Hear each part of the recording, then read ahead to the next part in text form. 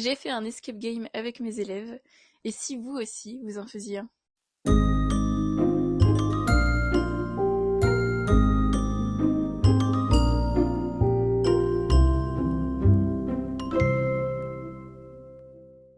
Premièrement, de quoi ont besoin les élèves pour pouvoir réaliser cet escape game? Il s'agit d'un escape game numérique et donc il va falloir qu'il soit muni d'une tablette. Alors pour cela, pas d'inquiétude, soit vous avez la classe mobile au sein de votre collège, vous pouvez emprunter donc des tablettes. Généralement, il en faut une pour un petit groupe de 2 ou 3 élèves maximum pour réaliser l'escape game. Et sinon, eh bien, vous pouvez aussi peut-être avoir la chance, comme moi c'était le cas l'année dernière, d'être dans un collège où les élèves disposent déjà de leurs propres tablettes qui leur sont allouées par le budget du collège, de l'académie. Maintenant, quelle est la plateforme que j'utilise pour pouvoir créer cet escape game? Tout simplement, je ne vais pas chercher très loin, je suis toujours fidèle à la digitale et donc j'utilise l'outil Digipad qui fait partie de ce gros ensemble de la digitale et je vais créer une petite colonne avec l'histoire qui mène tout l'escape game, ensuite une colonne avec l'ensemble des énigmes à résoudre et enfin une colonne avec le fameux cadenas final à déverrouiller pour pouvoir débloquer l'histoire. Maintenant le synopsis. Alors mon synopsis, mon histoire qui menait cet escape game, déjà il s'adressait à une classe de 6ème parce que l'objectif c'était qu'ils puissent revoir l'ensemble des paramètres du son. Cette histoire, je vais la lire, la raconter avant que les élèves commencent l'escape game, comme ça au moins je suis sûre que tout le monde a bien compris l'enjeu de l'escape game et aussi je précise les consignes justement pour pouvoir débloquer les différentes énigmes et comme ça c'est bien clair dans leur tête et on part sur de bonnes bases. Je vais maintenant vous lire ce fameux synopsis, alors à savoir que je suis pas allée chercher non plus trop loin, donc je vous le lis. Vous êtes transporté dans un royaume où la musique est la clé de tout. La partition de la grande symphonie du roi Maestro Harmonia a été volée par le maléfique Silencio, un sorcier qui déteste la musique. Vous devez retrouver cette partition avant que le silence ne règne pour toujours dans le royaume. Ensuite, je précise les différentes consignes. Pour sauver le royaume de la musique, vous devez résoudre une série d'énigmes musicales. Ensuite, chaque énigme vous donnera un chiffre. Et enfin, tous les chiffres rassemblés formeront un nombre qui vous permettra de débloquer le cadenas du coffre où le maléfique Silencio a enfermé la partition de la symphonie. Pour pouvoir illustrer cette histoire et qu'il y ait vraiment un contexte, un univers qui guide cet escape game, j'ai demandé à l'IA de générer une image. Sur cette image, on peut voir le maléfique Silencio en train d'enfermer la partition du royaume, la symphonie, dans un coffre à double tour. Bien sûr, l'utilisation de l'IA peut être remise en question, j'en suis consciente. J'ai fait ça l'année dernière. J'ai téléchargé l'image et je la conserve pour cet escape game parce que je trouve quand même que c'est pas mal pour contextualiser.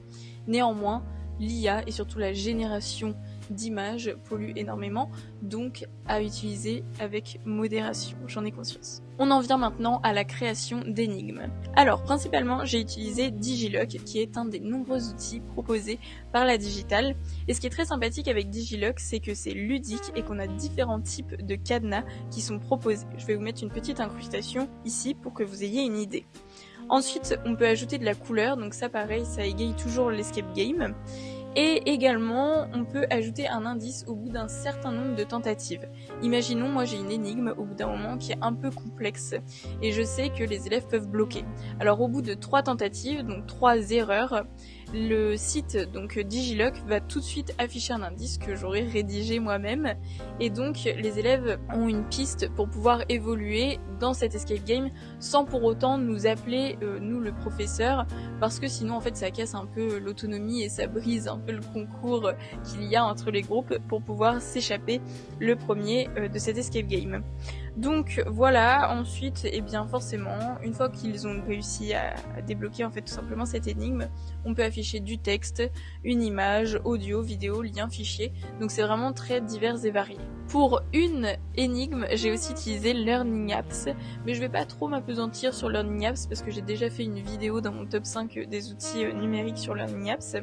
Donc voilà, je pense pas que ce soit très utile que j'en reparle ici, et puis vous verrez de toute façon après quelle utilité j'en ai fait. L'énigme 1 n'est pas des plus complexes, elle permet de mettre un pas dans l'escape game, donc c'est un simple appariement entre une notion de vocabulaire et puis la définition, forcément les 4 paramètres du son. Et donc à la fin, une fois qu'ils ont déverrouillé cette première énigme, les élèves obtiennent un chiffre, le premier chiffre du cadenas final. Ce chiffre, je l'accompagne d'une image toujours générée par l'IA. Et donc on a une image avec le chiffre dans une atmosphère sombre pour renforcer le contexte de l'escape game toujours. L'énigme 2 est un petit peu plus complexe cette fois, donc j'utilise l'outil piano proposé par Digiloc. Les élèves doivent reconstituer une phrase, donc en français, afin de trouver une suite de notes. En gros, c'est un peu ça l'idée. Donc à cette énigme, j'ai ajouté un indice parce que justement c'est celle que je trouve la plus compliquée. Après, l'indice, c'est tout simplement le début de la phrase et dans tous les cas, ils doivent tout de même trouver la fin de la phrase. Et ensuite, les élèves donc doivent reproduire les notes sur le piano qui est numérique, donc face à eux sur leur tablette. Et ensuite, ils valident la combinaison pour obtenir le chiffre du cadenas final. Celle-ci, je l'aime beaucoup. D'ailleurs, j'ai pas précisé, mais Digiloc est fort en bruitage. Ça permet encore une fois de rajouter un peu de peps et de ludicité à cet ensemble de l'escape game. L'énigme 3 est très facile. Elle est basée sur un exercice Learning Apps. Les élèves doivent écouter 3 extraits musicaux et les classer selon leur tempo, lent, modéré et rapide. Et donc, une fois qu'ils ont trouvé la bonne solution, ils obtiennent le prochain chiffre du cadenas final. Et c'est ça qui est pas mal avec Learning Apps, c'est facile à intégrer dans un escape game parce que, encore une fois que les élèves obtiennent la bonne réponse, la solution à l'exercice, eh bien on peut afficher un message et donc ça permet encore une fois de garder cette autonomie de l'escape game. Tout de suite, le chiffre du cadenas final s'affiche et on en reste là pour cette énigme. L'énigme 4, je la trouve assez sympathique, toujours à l'aide de Digiloc. J'utilise la fonctionnalité interrupteur et donc à partir de là, en fait, les élèves doivent associer des instruments à la famille instrumentale. Et donc je donne un exemple cette fois-ci pour que les élèves comprennent un peu mieux l'objectif de ce système-là d'interrupteur parce que ça peut être un peu complexe, mais généralement c'est pas celui qui leur pose le plus de problèmes et je trouve ça sympa parce que encore une fois il y a des petits bruitages et je sais pas, ça rajoute un petit plus. Pour l'énigme 5, j'ai choisi de réaliser un mot caché, une fonctionnalité proposée une nouvelle fois par Digiloc et qui est très appréciée par les élèves. Ils doivent tout simplement chercher les 4 paramètres du son dans une grille de mots. La 6e et dernière énigme se déroule IRL, c'est-à-dire que je vais demander aux élèves de me faire une prestation, donc face à moi, et si je suis satisfaite du résultat, je leur glisse l'ultime chiffre du cadenas. Donc c'est vraiment l'ultime phase de l'escape game. En quoi ça consiste? Les élèves vont devoir me chanter le refrain d'un chant qu'on aura déjà travaillé, donc Samba Lélé, et ils vont devoir ajouter dessus donc de la podorythmie et ressentir la pulsation avec les pieds. Ils ont 2 chances seulement, ça évite que les élèves m'appellent de suite pensant savoir réaliser l'exercice, alors que ça se trouve, eh bien, ils ne se sont même pas coordonnés en groupe, et donc ils m'appellent, je leur dis si je suis satisfaite de ce qu'ils ont fait, s'ils ont réussi surtout, la mission, et donc si ce n'est pas le cas, ils ont encore une seule chance. Alors c'est vraiment sympathique de terminer par une énigme qui se passe en vrai dans la classe parce qu'à ce moment-là, c'est un véritable challenge pour eux, ils sont à ça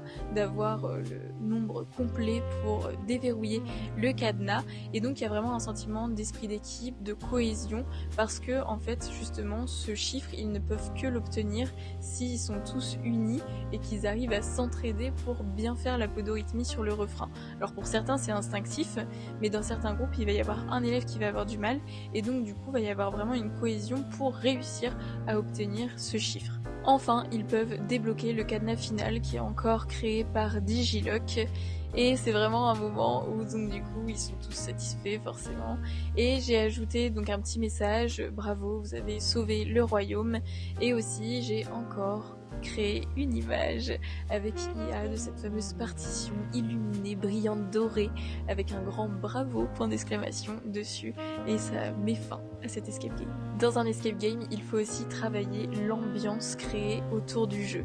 Alors pour ce faire, je diffuse une musique d'ambiance tout au long de l'escape game. D'ailleurs, cette musique, je la place sur mon digipad dans une colonne non visible pour les élèves afin d'avoir plus facilement accès à la diffusion. Et aussi, je ferme les volets, toujours pour renforcer cette atmosphère lugubre. Et ça peut paraître futile, mais en fait, c'est très important pour que les élèves s'engagent vraiment dans le challenge de résoudre cet escape game et qu'ils soient dans une ambiance totalement ludique et différente des cours habituels. C'est la fin de cette vidéo, j'espère qu'elle vous aura donné des pistes pour pouvoir créer vos escape games ou alors avoir des idées pour vos énigmes au sein de vos escape games.